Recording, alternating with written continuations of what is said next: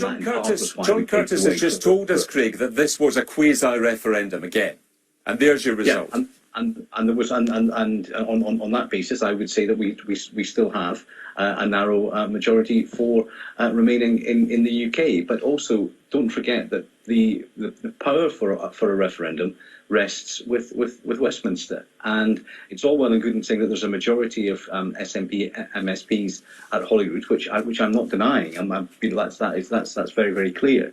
But I think at this point in time, particularly when we look at the situation we are in terms of coming out of COVID, I didn't pick up any great appetite for an independence referendum right now. And we've actually made a very bold and clear offer, which is to say, why don't we just take it off the table for the next 5 years, and why don't we focus on the recovery? And I think John, Craig, the problem that your side of the argument has, you can reasonably argue, well, it was only 7 years ago that we had the last referendum. The trouble is that Brexit happened in that interim.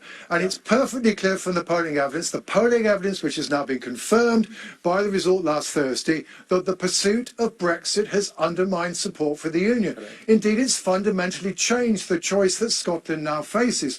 Scotland now faces a choice between, does it want to be part of a relatively small internal market, but one that engages in fiscal transfers, or does it want to be part of a bigger single market that so far is only engaged in relatively small amount of fiscal transfers? That's a very, very different strategic choice than the one that's put before voters back in 2014. And I think, having pursued Brexit as a political party, you do have to accept the consequences of your actions. And the consequences of your actions hasn't been to undermine the legitimacy of the Union north of the border.